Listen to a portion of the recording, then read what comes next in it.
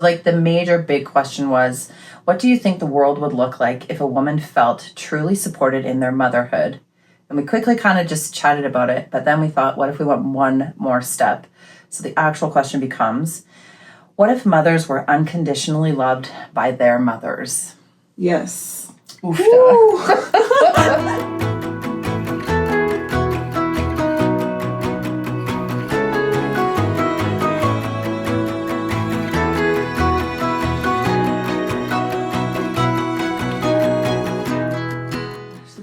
Stuff. So we won't actually have working equipment until episode 5.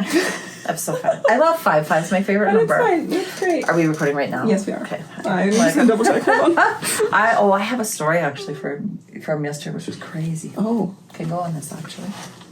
what can go on this? Yeah, it was insane. Are we gonna start with the story? We can start with the story. Hi. Hi. Hello. Hi. We're back. Should we say, hi guys. Welcome. We're still functioning on a little bit of technical difficulties, but we're showing up anyway. So welcome to Call the Millers. Theme of the... Thank you for being here with us today. We have a lot on our hearts, I think, to talk about. So I think we're just going to kind of speak freely today. And we're going to just let it happen. If you're new here, then please feel free to go listen to the other episodes, watch the other episodes. For those who are listening, all of these episodes are recorded and you can find them on YouTube. You can go to my YouTube channel, Rainbow Miller, and watch them there. Or you can just listen, whichever you'd like. Awesome. Good. Yeah. But hi. Nice to see you. Hi. I'm Rainbow. I'm Jana. Nice to see you. Good morning. Cheers. Good morning. Cheers. Good morning. How are Okay, you? Jana was just saying that she had a story to tell us. Honestly, I was looking for signs yesterday. I was like, what in the world? You know, all the things.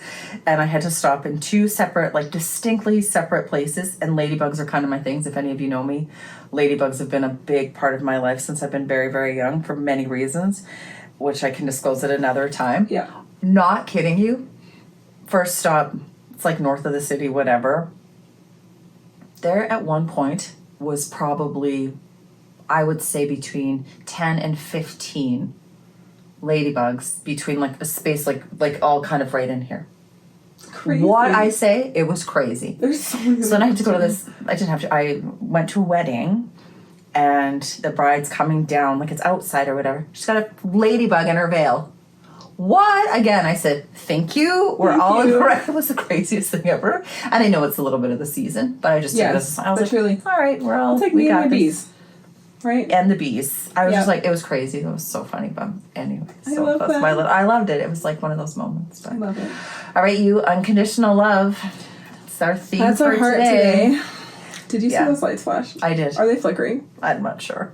I think they are. Hold on. I'm just going to turn these lights off so you guys don't get blinded.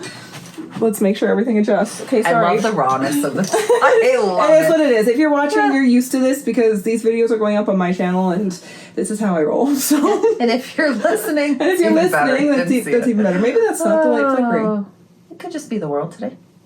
That's fine. We're just going to allow it. Sorry. Close your eyes, you guys, if you're watching. We got it. It'll be fine. Okay, so yeah, we wanted to talk about unconditional love. We did. But we actually have a question. So I'm going to pull it up in my handy-dandy notebook from the floor here, and I'm going to let Jana read us our question. Also with that, if you have a question, send it to Rainbow or to me. Yeah. Either or. You can Love message it. us, you can comment, do whatever. Send us questions. So like the major big question was, what do you think the world would look like if a woman felt truly supported in their motherhood? And we quickly kind of just chatted about it, but then we thought, what if we went one more step? So the actual question becomes, what if mothers were unconditionally loved by their mothers? Yes. Oof. We can break that down. That is a couple of episodes. Yes. But I think it's a great... Well, because when we heard this question, like, what would it be like if a woman was truly unconditionally loved, and what would it look like if she felt truly supported in motherhood? How would that shape the world? How would that shape everything? And so we actually started discussing partnerships. Yeah. And then that took us back a step further to our own mothers, because that's really where it starts. Mm-hmm. What would it look like if every mother could unconditionally love her child? And what would it look like for us? Let's just speak on our generation, or I guess not generation, but our season that we're in right now, our motherhood. Yeah. What would it have looked like if, our mother unconditionally loved us? Mm-hmm. How could that change everything. Or the flip of it is, did they unconditionally love us to the best of their ability? Because you and I have very different We do. We have a very different story. Yeah. So there's that idea, were we all unconditionally loved with the best intention? And sometimes I'm like, my first reaction is like, absolutely not. Wait. But, or is it that, but also, I think where we're going with this, is it so sets you up for your own experience of motherhood. Truly. And how does that snowball into everything that we are experiencing? How does that snowball into our life, into the partners we pick, Absolutely. into the relationships we choose to go in, and then into who we choose to be the father of our children? Yes. And then how do we mother? And how does that journey look as our kids age and we go through all of these seasons as mothers? Like, how does that shape it? How does it shape it? Which is also what we were just speaking about. Then how does that affect our homes, our communities, our city? How big do you want to take that? Right. It's a ripple effect. It's a ripple effect. It is. Good or bad. Drop in the ocean. Drop in the tiny little pebble, drop in the ocean. Okay, that's so it. So let's start with, if you were unconditionally loved by your mom, what does that look like? Can you go? So for me, I'm not going to go into my sad little childhood story right now, but if you guys know me, then you might have heard about this. I had a really rough childhood. I was actually adopted at 10, but it was like very complex. There's so much in it. However, I think one thing, and I've told my mom this, my mom and I have a really wonderful relationship now. We haven't always gotten the opportunity to have that, but and it also took a lot of work. Yes. For us to get here, because my mom had to recognize a lot of truths for us to be able to be open now. Yeah. But for me, my mom truly unconditionally loved me when I was little. What a great thing to be able to say. And I think about that all the time, because when I was young, yes, my mom, my mom had her own part to play in everything, but a really big issue of so I was put into foster care when I was young, and that's how I ended up being adopted and all of that kind of stuff. So the big issue for me was my dad was the big player in there. But for my mom, she always made sure, every time, even before I went into foster care, it was just, she poured all of her love into me. And looking back now, I can see that sitting beside the not so great things that happened to me in my life. But I've told her multiple times, that I think was such a pivotal thing that she was able to gift me in my life. For sure. Because I held on to that. It gave me, we talked about the spark last week. We talked about that spark of hope. And I think her love put that spark in me. And I was able to carry it through all of the, I went through some really, traumatizing stuff from that point on. And I, never gave up. And I really had that spark. And when I've thought about it, and when I've, dissected a lot of my past and done a lot of that shadow work, I have really seen my mother's love at the base of that. Good for you. Because she was able to, wrap me in that light. And it stuck with me. Interesting. And I think despite, people ask me all the time, how are you the way you are when they hear my story? I think that has a big part to do with huge. Absolutely. Because you're either going to do what you know or change what you want to be. Does that make sense? Yeah, and not only that, but even when I was told by, I was put into an entirely different environment several times. I was stripped of everything I knew, everything that was familiar, everything that was comforting. But at the end of the day, she had put it so strongly in me that I always knew my mom loves me and I am worthy. You had a coreness of that. Yes. A deep, golden core of love. So that's a great example, right? Yes. So you had that to take into your mother. And here's the thing: was she the best mom on the planet? Are any of us? No. Yeah, she was going through her own. Obviously, I went to foster care. There was some things there, right? Yeah. However, despite that, she was still able to pour that into me. And so I think that is actually really a beautiful thing to look at. As mothers, we don't have to have it all. We don't have to have the best, but you can still make that effect on your child. Absolutely. Absolutely. And I think then because of that, truly, like, this is where this just gets bigger and bigger, right? Like, because of that, you have parented, you've attracted a man into your life, that unconditional love. Because I expected that for myself. Exactly. And when I saw that I was that men in my life were not giving me that, or that I wasn't valued. Yeah. It was an immediate no for me. You knew it. Instinctual. Right away. I didn't even know it at the time. That's where you and I have a big difference. That's a huge. So good for you. So for learning it at that, I mean, however we want to talk about that. I don't think I understood it then. But this is what I mean. True. I don't think I understood it then, but the instinct was so strong. I think because of this, like, core. I see it as like this golden orb, like this lava-y golden orb of like just core love that I had. And that steered my ship. Where even if I didn't understand, I was in a relationship, and, you know, before I met Cody, and it just wasn't what I knew I deserved. Good for you. And immediately, without even understanding that, I just said, nope, not right. And I walked away. I just I shut it down. Good for you. Like, that's a huge movement. That's huge. And think of now what you're doing for your children. And good for you for going back to your mom, right? And being grateful and thankful. Because we don't always have to be thankful. Well, I could be really bitter. Of course you could. But you made that's a choice, Rainbow. Right. That is a choice. You can choose to live like that and be that bitter. What are you going to attract? Right. Not this. No. So to be able to move that on, and if we want to, how far do you want to go into that ancestral stuff? Like, that can be stop it now. But then my mom came from trauma, and I'm not going to speak to my mom's story, but I think she'd be okay with me saying this. She came from a mom who she never felt love from. Not ever.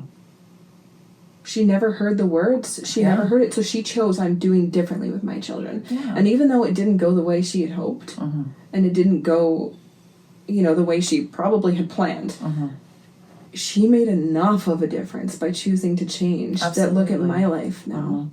Look at my children's life. Absolutely. Right? Yeah. And I do believe in soul contracts. Like, I honestly do. Yeah, we talk about this a lot. So I think part of that with your mom is she had a contract and you were in it, and you had a contract, and she, you know, all of the things are in those. So if that was the lesson and the gift that you brought Earthside with, and probably some forgiveness in that too, then to me that speaks so loudly of unconditional love. Yeah. Right? Because you could sit here and you could, you know, whine and whatever, wah. It's not going to get you anywhere. No. You're not going to make a change. You're not going to be an example for your children. Yeah. You're not going to attract that, but you did. I wish I'd learned that a little bit sooner. Yeah, do you want to talk about, like, obviously not, I feel like our house has been about it. Yeah, perception versus truth is kind of how I always talk about our family, you know, perception versus truth. I feel the same. I don't think we need to do a deep dive into anyone's business. Did you business. feel unconditionally loved by your mother? No. Okay. And I don't mean that unkindly, because I think we're products of what we come from. Right. And there, you know, when we talk about traumas and past traumas, what point did I get to in my life now that, I believe it helped me parent the way I parent. Yeah. That is a huge, I could not be more grateful for the way that I was raised, because it has allowed me to parent the way that I do. Yes. And I hope my children never, ever have to question if they were unconditionally loved. They will never question. I hope. They will never question that. Truly. Cyrus and Heathy, if you're watching, I'm just kidding. You're unconditionally loved. Tell your mom you love them. Yeah, I'll call you when I'm done. No, I'm just kidding. And I do feel, you know, I think some people can look at those things and say, like, oh, maybe you tell your kids you love them too much. You just said that. You said that thing to me about, maybe I do tell you I love you too much. No, not in my book. Oh, yeah. I just sent you this thing where it was like, oh, yeah, do I tell people that I love? Is that annoying or whatever? And it's like, no. What? No. Be that. Be it. You know, let's just take a segue for a second. Do you know, I've never told you this, you are the reason that over the last, like, probably 3-4 years, I openly tell my friends I love them. I never did this before. Once in a while I would, when I was, like, really close to somebody, but it was a vulnerable thing for me. I say it very freely with my family. You are the one that was like, wait, why do I reserve that? Why do I feel stingy with my I love yous? And it was you. Your first I love you to me, I was like, huh, do you actually feel that way? do you actually love me? And it was this thing, this trauma thing that comes from within me, and then you actually inspired me to be open about it. And I remember the first time I was like, well, I love you too. And I was like, am I allowed to say that? Of course you are. Yes, I am. And you've made me go, I tell my friends I love them all the time. I tell everybody I love them, and that's because of you. Well, good. I hope you know that. Thank you. It's important. And it's the intention behind it. Yes. We don't just throw them out willy-nilly. That's not going to work. No, and some people do that love and they don't actually mean it, but mean it. A legitimate from whatever depth you need to go to mean that honestly is, to me, essential. Essential. And I think, what if today is the last day that I'm on this earth? Yeah. And I want the people in my life that I truly love to never question if I never got the opportunity to tell them again. Oh, I think about that all the time, and not in a morbid way. No, who knows? Who knows when our time is up? We don't know stuff. I always say I could get hit by a bus tomorrow. Honestly, anything could happen, right? But I legitimately mean that. It's not that we throw those words around or they don't mean anything. I think that people that maybe can't say that makes me sad for them. I hope people's hearts can be so open to that feeling of pure love, however that comes into their life. Unconditionally, I hope nobody has that terrible... I mean, we know there's conditional love. We know it, or we wouldn't be talking about this. But to be able to feel that from the deepest depths of your heart and your soul and truly mean it, it's that important to me. Yes. Honestly. Yeah. And again, I'm going to say, because when you're raised with not that... I think that it does take work to get there. Well, I was going to ask, have you always been able to use it that freely? No. Not at all. So it was a practice for you as well? Oh, legitimately hard work. I was so blessed with a great group of girlfriends. We honestly started in 86. Our family moved into a new home and a new school and all these things in 1986, grade 6. We had some stuff go down in our family, very sad things that as kids, it was a tough few years and got us where we had to be at that time as a family. And so we had moved and grade 6. And honestly, there's 10 of us and we're still together. 8 of us will get together in 2 weeks for a weekend. That's where I learned true love of a person that I knew we could be ourselves in front of each other. We could speak. I mean, we're kids. It's 86. What was 12? It's your first experience of community. Almost. Absolutely. And then I had the most wonderful, one of my best friends at the time, her mom was just awesome for me. And she never, ever, I never questioned how much she loved me. She really was the most beautiful woman. And then sadly, she passed away just after we graduated in grade 12. But that is the legacy that we took on from her. I will learn that from just, her. Okay, so can we just talk about how we can plant that in people that are not even our own children? Absolutely. You are like this and I am like this. Cody and I have really decided, Cody's house was always the house that if you had problems at home, you could go stay at his house. He was always that revolving door house. And he was like, we have to be like that when we have kids. And I was like, no, absolutely. And I think you're like this too. Absolutely. Loving other people's babies. Or even giving that moment of, hey, I see you and I love you. People gave that to me as well growing up. And you remember those people. You're telling this story of this woman. And she shaped who you are. Totally. And it's funny because I have some memories of so the foster care experience was really tough for me. And so was the adoption. But I really remember there was a couple of people who they didn't even do anything extra. They just showed me that they saw me and that they loved me and that they had love for me. And that was... I held on to that for so long, and you do. Absolutely. As people. And sometimes I think we talk about children and children need blah, blah, blah, blah. We forget that children are just tiny humans, and they will be adults, and those memories that they're holding as children and those things they experience as children are what will shape them into their adulthood. And pretty soon they're just going to be another person walking around, And you kind of just nailed it. It's not always what we say. It's honestly how we act and treat each How other. do we make people feel? How do you make people feel? Okay, that's so unconditionally. That's unconditional love. Totally. How do we make people feel? Yeah, I had spent some time at the end of my high school years in a different house at the time, and I will never forget. One of the first days I could walk to the school where I was staying, and the first day I had to get up early. I had to get to myself to a volleyball practice. This is hilarious. The woman where I was, like, my friend's mom made my lunch. And I still remember being like, I could not tell you. I still remember, I'm 51 years old. I can still tell you exactly everything that was in it. And that, to me, it's not always what we say. No. It's how we also how treat are we each loving other. people? Exactly.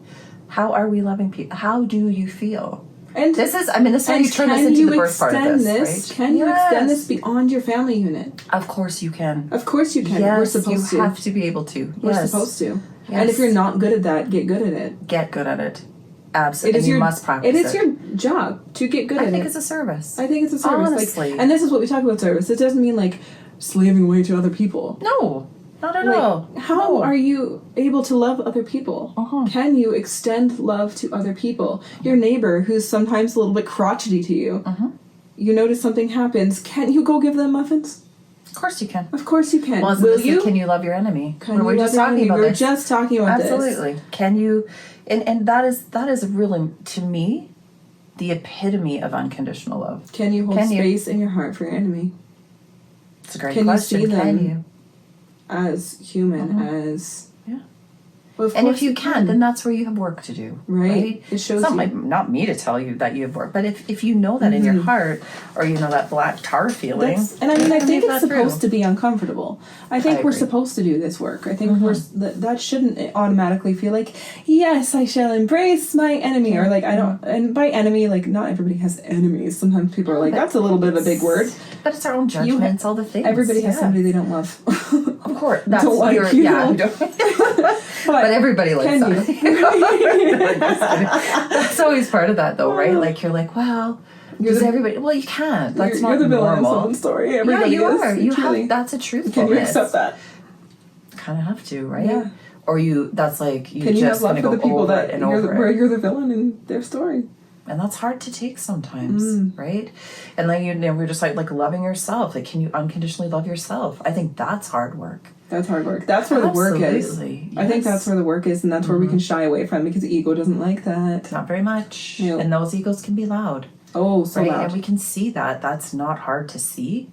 And I mean, birth work, exposure in that way, right? Like, we can talk about it forever. Egos in that work. Oh, right? truly. Like, which, it's kind of what is leading us into this part of this, like, how do we support moms, right? Right. So we got our moms in there. Yeah, what so about we've your got partners? our moms, and then we move on to our partners. Yeah. And again, you and I have a very different perspective to talk about this on. Yeah. Because I married my high school sweetheart. I met him young. We went through a lot very early on, and it solidified, like, we went through some shiz. You guys were young. Yes. Like, and you guys were young. We were young. Yeah. Like, it was my stuff. Like, my life kind of imploded right after I met him. And we just did it together. But doesn't that also, like, kind of, I don't know what the right language is around that, but, like, his unconditional love for you, because he has seen you I don't mean your worst, because that is not, but honestly, at my rock bottom, at your bottom. That's impressive. Multiple like times. That's amazing. Yes. Right? So think of the foundation you've built. Truly. Right? Like, you just keep building and building and building. So you have a strong foundation. I always say that we could have grown, like, because we met so young. We could have easily grown apart, but instead we grew separately together. Yes. And that's the point. And that's the thing. We didn't grow as one completely codependent. We grew as individuals. We are two individuals. We are not the same. We don't have the same views on everything. Like, we're not the same, but we grew together, and we have that foundation, which is incredible. Yeah. And you're raising a family in that foundation. And Yeah. really, I mean, that's a man that unconditionally loves you. And so for me, Like, he does. Oh, Rainbow, he does. honestly. I don't doubt it for a moment ever. I'm gonna call him out a little bit. He literally had this conversation with me. I think it was like this week. He looked at me and he was like, you know, like I say it so much that I think it annoys you. He's like, but you know that I mean it every time I say it, right? And I was like, yes, I know. Do you ever get tired of hearing it? Never. No. I always tell him that never. No. Tell me you love me all the time. I was like, I'm sorry I don't say it as much as you. Like, I say it all the time. But I was like, that's part of my, like, I can be a little bit closed off because of what happened to me growing up. And I know that. Part of my practice is making him feel as loved as he makes me feel. And he's very, like, he loves to gift his words of affirmation. And he shows me he loves me in other ways, too. But for me, sometimes I forget to say the words, but I really do the service. Absolutely. You know? So you're just showing it in a different way. It Right. doesn't mean, like... But I'm also remembering to say it, too, because it's important to him. People hear it. Yeah. But you kind of, like, it's how he makes you feel. It's how you make him feel.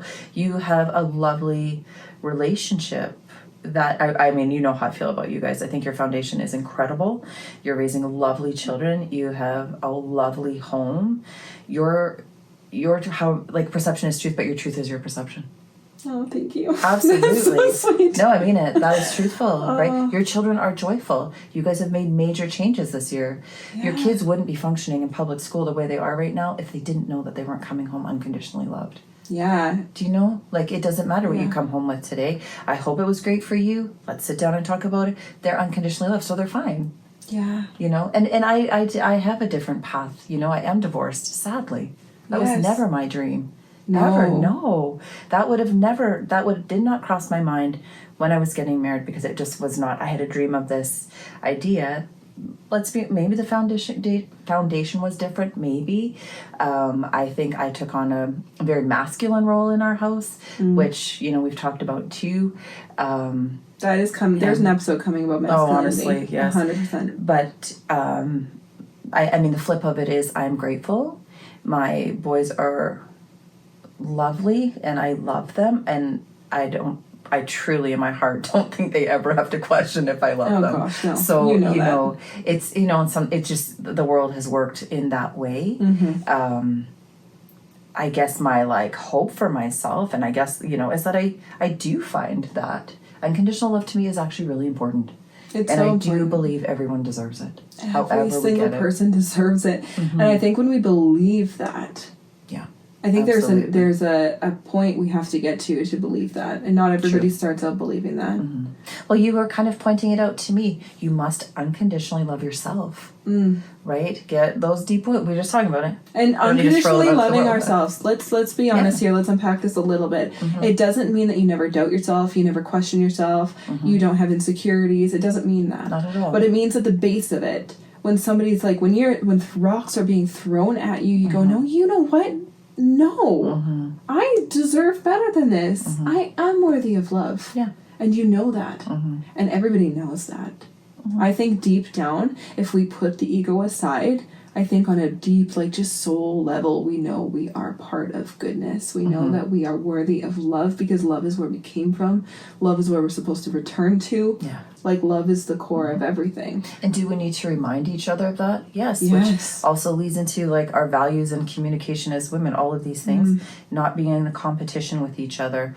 We all should feel that we need to be loved like that. Well, it's the thing. Can we tell our friends that we love them? Well, we should be able to. And, like, start working on that. Yeah. Seriously, if that is a piece of homework you guys want to take from this, go tell your friends you love them this week. And mean it. And mean it. That's a truthfulness. Connect. If you can look in somebody's eyes this week that is not your immediate family and tell them you love them, do that. I agree. And notice how it makes you feel. Yeah. And even, there's those guys, like, there was this one fella, I was watching him the other day, I'm not going to remember his name, but he basically said, go look in the mirror and tell yourself. Tell yourself. Go do it. It's not the weirdest thing, like, if you it's go so through all that uncomfortable. stuff. But there's all of those pieces, which also I believe, like, we can keep taking this further into your births. Okay, but then let's back it up a little bit. You did not feel like you got unconditional love as a child. Can you rewrite that on your own?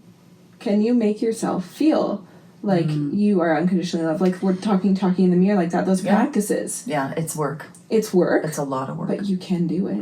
And you can change that story. Yes, like, humbled to my knees 2 weeks ago, like, haven't felt that for a long time. So what do you know? When you hit that and you really are humbled to your knees, the only way you can go is up. It's an opportunity. Take that up. It's the possibility, right? You can sit in that doubt, sit like the wonderful woman in my life that you can live in the basement of your life. Yeah. Let's ascend. Let's start. You can either pour the cement on your own feet, or you can climb the stairs. And I do believe this. My sister says this. So if you're listening, Alex, this is from you. The only way through this is to love. Mm-hmm. That's it. There is no other way. Oh my gosh! Can we just talk about how the only way through this? Yeah. Name your this. Mm-hmm. Whatever. It applies everywhere. Everywhere. To the world, to our individual situations, Absolutely. to everything happening. Mm-hmm. Absolutely. Yes. Absolutely. But don't you, we can so many things about this, and we'll get into some of this in other, pieces with, I even feel like postpartum depression is lack of love. Yes. And I don't just mean lack of love, but I feel like there's so many pieces. Like, women get lonely. It's like, because what happened? What's the perfect formula for postpartum depression that we see time and time and time again? It's lack of support, usually, Totally. And it's lack of community, and it's lack of people being able to take it's so many things. It's lack of being able to express the need for help.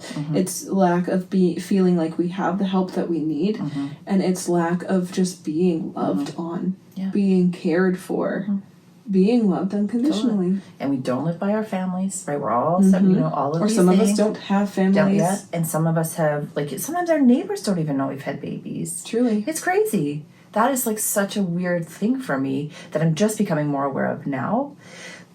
But what if we could draw that back in? What happened? Where did that all go? And why are we okay with the way we change this is by doing something uncomfortable and doing something different. My neighbor is pregnant. I just moved here. What did I do? Did I want to go chat? No, really. I thought you were going to say you took muffins.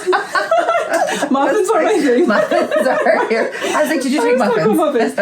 I connected with her. Good for you. Was it awkward at first to go make a new friend or whatever? Yes, but you see that. You see the need. And the only way to change it is to go meet the need. Yeah, and you just already changed the ripple. Right. You change that effect. Because she knows you're here. That's amazing. Yes, and once, she has her baby, I haven't told her this, but I'm going to cook for her, we do these things. Because I'm going to care for you because you deserve to be cared for. Yeah, absolutely. Unconditionally. You're not going to go take muffins because you expect muffins back. Nope. Right? You're going to do that because, and I do believe in that stuff too. It's your intention. Right? How do you feel when you're doing it? How do you feel when you drop them off? How do you And can you do this to people that you don't I hate this idea that we've let become acceptable, where my friend group and my community can only be people who think just like me or close enough to me, and then everybody else is we're going to cancel everybody else. Can you sit in community with people who have really different views than you?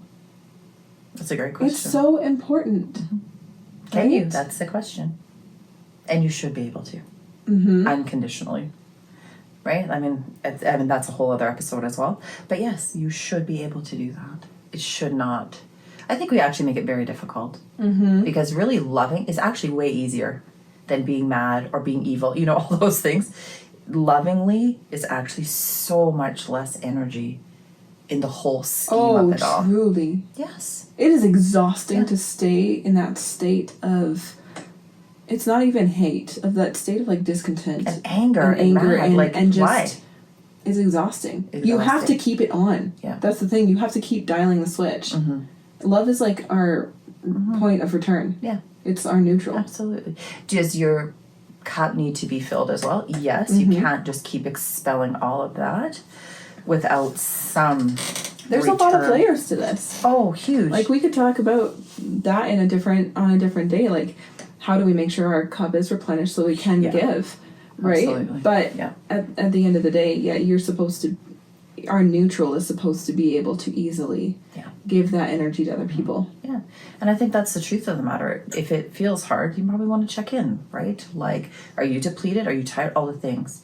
Because I really do believe that loving it's not hard. So I think for moms, It's not hard. But I think for moms, pregnant women, postpartum, it doesn't matter who you are. I think for women, this becomes difficult when it feels very overwhelming because they're like, well, no, I'm not being loved unconditionally, and no, it wasn't from my mom, and my husband's not supportive, and blah blah blah, and it feels so huge, and they start thinking of all the ways they're not loved unconditionally, and then they don't know what to do with it. So they panic, they shut down, and they don't change anything. True. So what is the first little, like, what? Yes. And that's what your mother did, and we see all of this. This is what my mom's mom did, and it passes through families. Like, even I have siblings. Not all of my siblings were able to embrace and embody that the same as I was. Yeah. You know? Interesting. So, but maybe, like you spoke about, like but maybe it's your glimmer of hope. You grab maybe that hope. You had that, and that got you to that place. And I do believe, like, in that unconditional, like, there is radical forgiveness in that too. Like, I don't think you can just say, oh, I unconditionally love everybody. No, you don't. No, you don't. That's a little bit. That's the work. That's shadow work. Absolutely. And it's hard. There was another fella I was just watching the other day. He's like, we can do all the things, right? Yoga, meditation, all the things. But if you're really going to move it, and you really, like, that is your decision to move that, to make space for being loved that much, and being able to unconditionally love, is hard work. It's hard work. Because do women right now have the time? Like, that's what I'm like. Do we have the capacity? Do you have the capacity? We need to make the capacity. How? So what would be, like, the first step? Because I know there's somebody listening to this going, okay, guys, how? But I just kind of love what you said. Go and tell somebody you love them and really mean it. Start small. Start small. These are big moves. And let's move out of victim mentality. True. Let's move out of nobody's unconditionally loving me. Like, yes, you deserve to be loved unconditionally, and that will grow. But what can you do about it right now? Instead of saying nobody's doing it to me, what can you do? Because when you start putting out that love frequency, it starts to radiate around you. We all, like, I feel like almost everything you believe, whether you believe, like, we're meat suits and everything is energy science, or you're spiritual, or you have different religious beliefs. I think everybody can resonate with that idea that truly, if we're putting out all these negative feelings, negative energies, it will come back. If we're putting out love, service, whatever you want to call it, however you want to word it, it will come back to you. Yeah, I agree. It's just like general law of humanity almost. Yeah, I agree. But I also, like, do that. Like, honestly, start small. Do an act of kindness. So pick whatever you want. Like, if it's you're taking muffins, nobody can judge your kindness or measure it, because that's not okay. But if whatever is an act of kindness for you, and they've talked about this for decades, it feels like now, like, pay it forward. Do something kind with great intention. And maybe part of this is unpacking the insecurity of why we feel like we don't want to. What if they don't like my cooking? Not my problem. What if I can provide? What if I only have enough money to make this and give them 4 muffins? Give them 4 muffins. Give them 4 muffins. Like, why is it always muffins? It is always muffins. Muffins are easy. Whatever. Muffins are easy. But take it that step further a little bit and go talk to yourself in the mirror. Yeah. Like, take it back a little bit. Make yourself muffins. Do you know what I mean? We're always, like, really quick to, like, make stuff for everybody else. Make yourself muffins. Like, that's kind of a silly thought. How often do you make yourself a little treat? Probably not that often. Probably not that often. Yeah. Get in practice of that, of loving yourself. Or have a ritual that that is an act of kindness to yourself, whatever it is.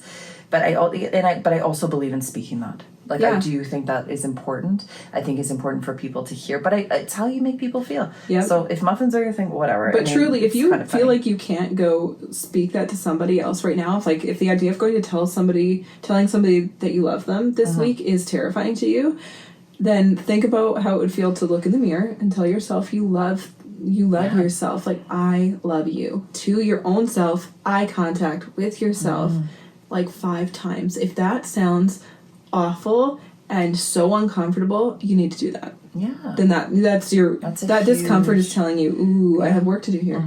Totally. Start there. If you let's go right to the base. If you're like, where do I start with this unconditional love thing? Start there. Start there. That's it. And then go tell someone you love them. Yeah. And then do something for somebody else. And this can take time. It's not like, I mean, I'm so fortunate in my life because I get to see so many people. Yes. You know, and in such a beautiful, transformative spot. Yeah, and just amazing.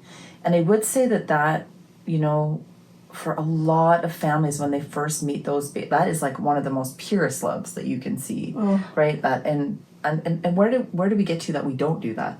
Like, how come that changes? True, because what happens? Let's talk about for a second that high that we feel in the birth bubble, those first day, the little fourth trimester that we call it, the first few weeks. Why do we lose that? Yeah. You know how that's like it's this, everything's love and you love your, like, okay, so let's say you're experiencing a really positive postpartum. You've had a really redemptive birth or whatever. Yeah. And now you're like, that melts into your husband and you're like, oh my gosh, I'm seeing my husband in a new light for the first time. Totally. And I love my other kids so much more and I love this little creature and now I love everybody.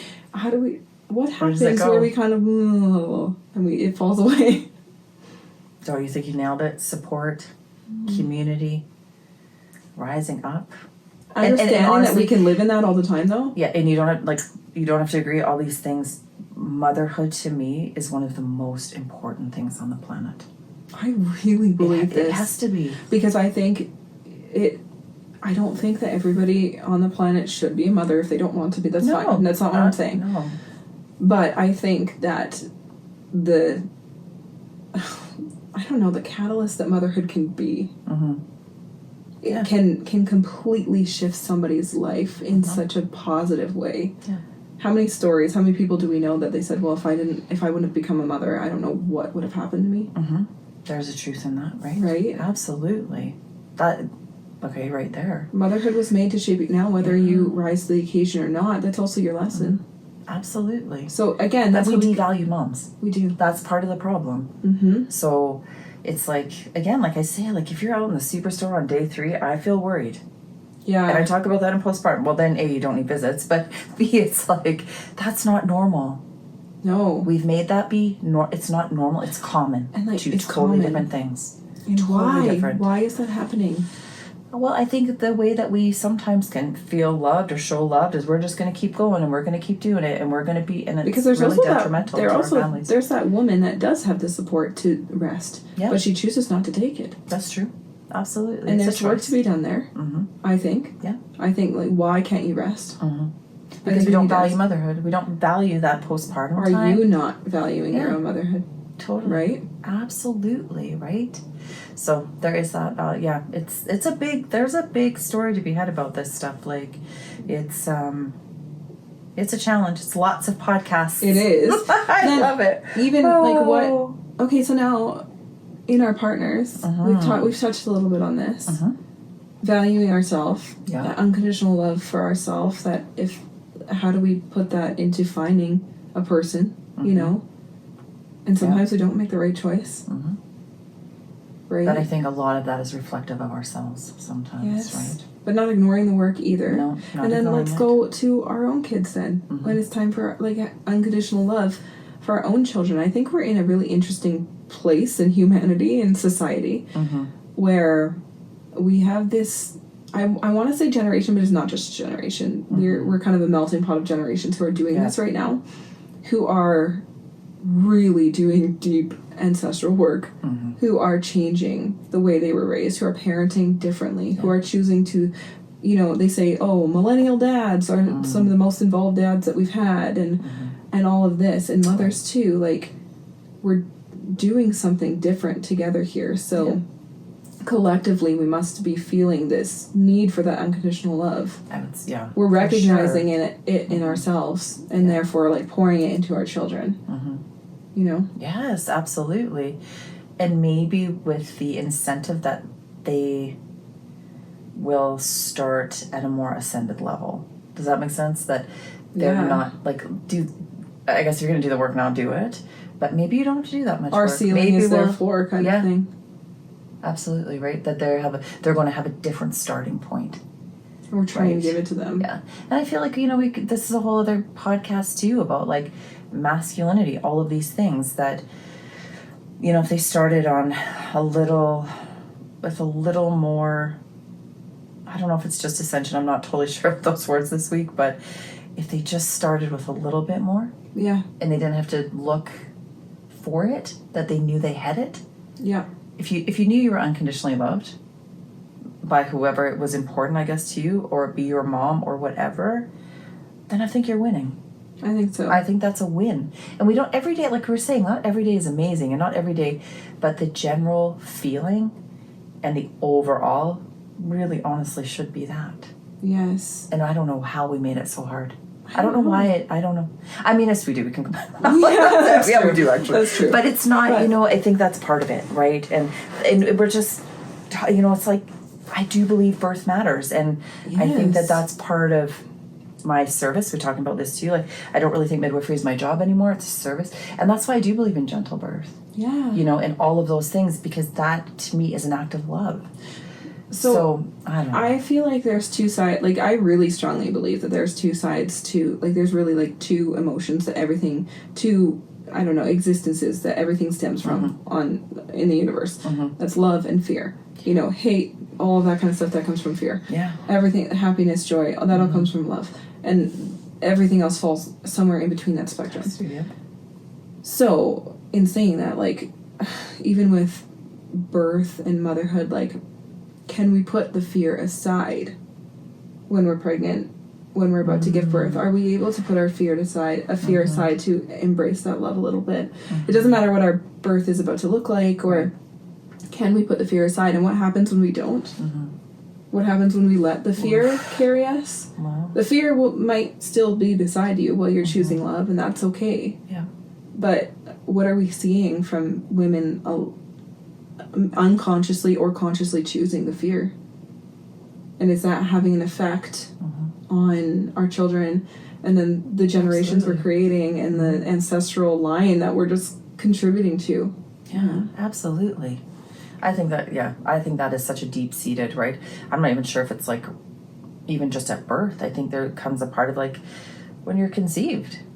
Conscious conception. Like, right? Like, yeah. Like, Yeah. So I don't know how you can, the science behind it or whatever, but I think that's a huge piece of it. Yeah. I think that's, if you are consciously conceived, like, okay, thanks. Yeah, right? thank Then you're you. coming, like, great, welcome. That's The been a flip very of interesting piece for me and my own, and my own kids is, consciously conceiving children.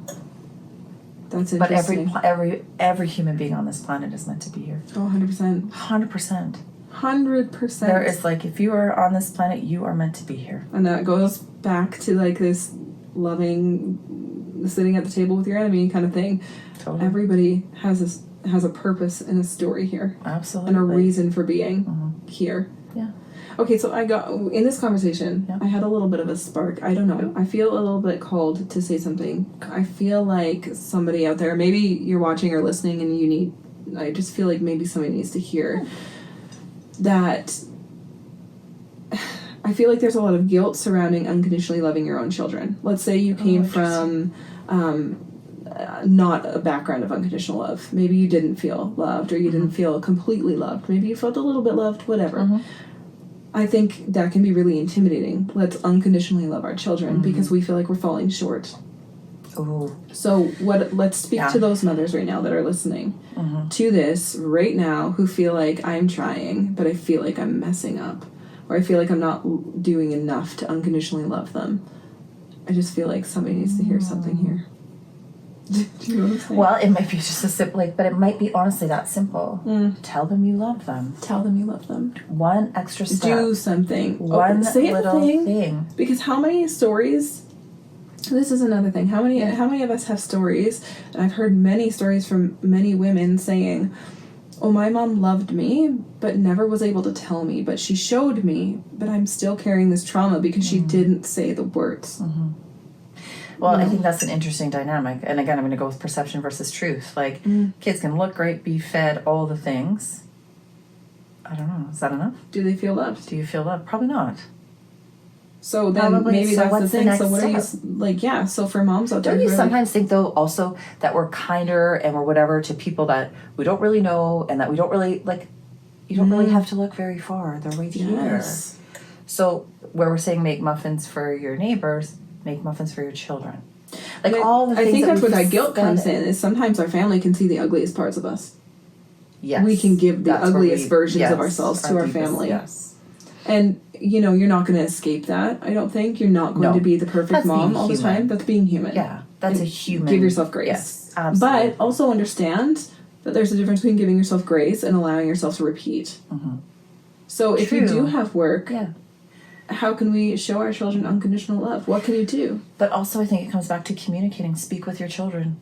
Yes. Speak with them. How many things come back to communication, relationships, all and things them. like Cody and I talk about that. But when people are like, how is your relationship? Like, not to be like, how is your relationship so good? You know? But it comes down to communication. And making time. Epic communicators. Absolutely. But do that, extend that to your children. Yes.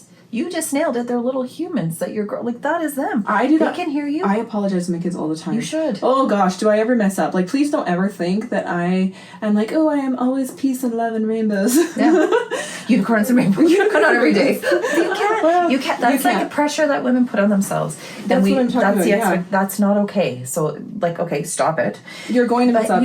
Say sorry. And honestly, speak with your children. Like, if it's that, you know, families are so busy.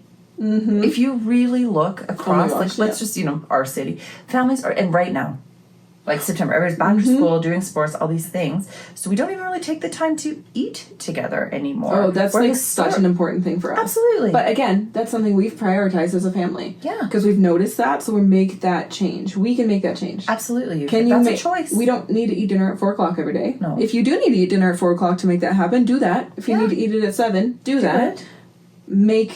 Like, that's how we can change everything is do that. Absolutely. Like, make those changes in your life. Is it going to be comfortable to make those changes? Is it going to fit into your schedule? Do you maybe have to drop something to be able to make that a priority? Yeah. Should that be the priority, though? Yes. Yeah. I think so. I think if you want... Is baseball practice more important than family dinner? No.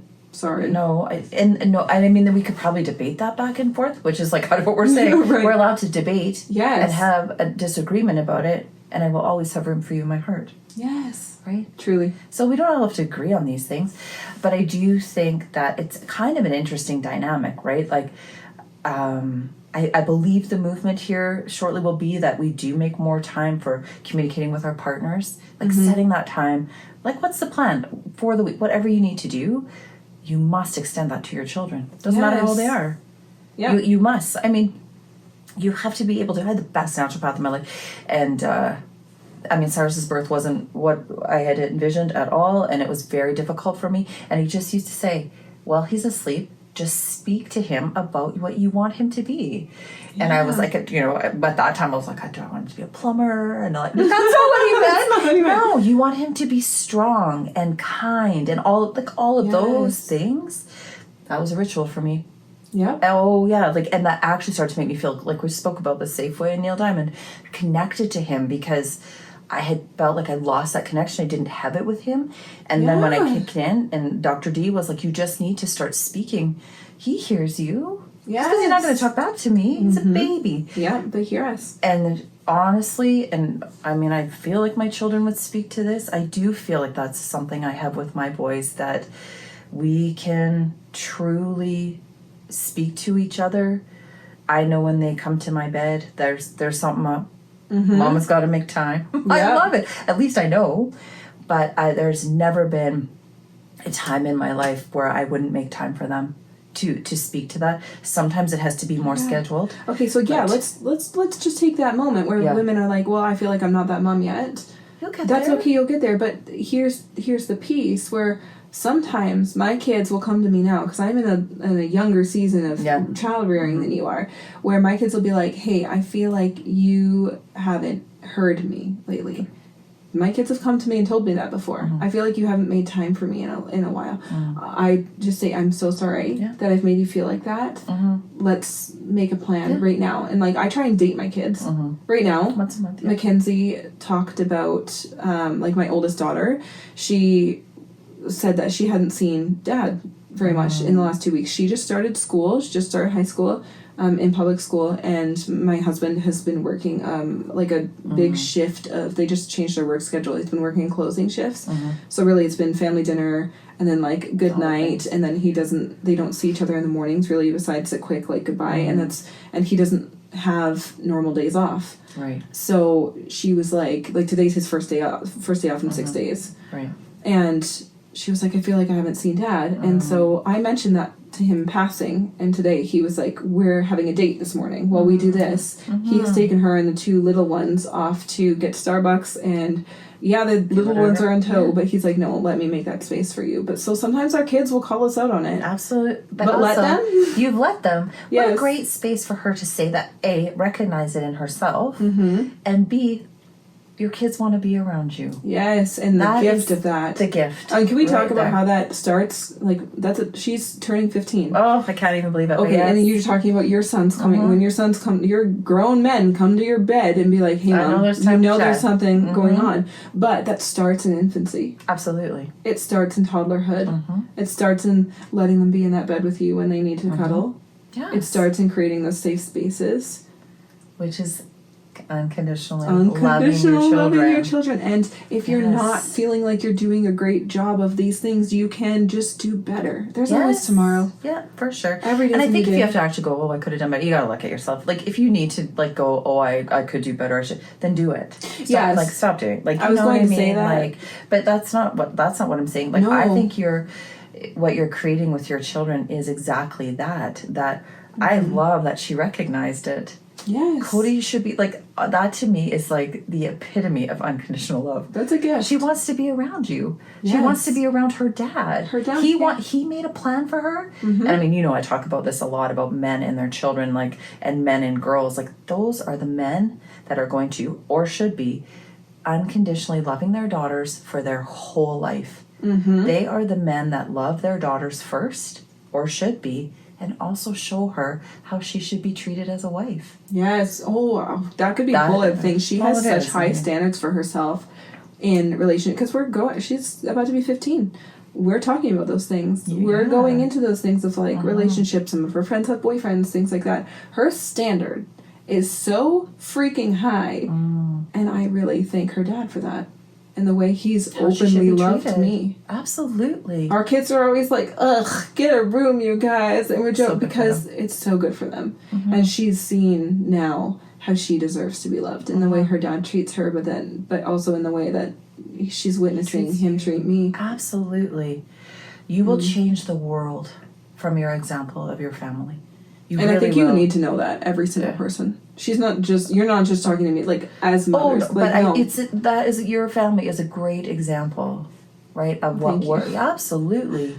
And I just love that she knew that's what she needed today. And here's the thing that I was going to say is that's not always a very comfortable feeling for me as a mom. And it wasn't always easy for me to get to the point where when my kids were like, hey, I don't like that you're doing this. And I have to check my own ego, and instead of being like, no, I'm the mom and I don't care that you're uncomfortable, blah, blah, blah. I have to be like, am I doing that? Ooh, you're right. Yeah. Not that your children should be running your house. I don't believe they that's not what that is. No. But like, can you hear the criticism? Yeah.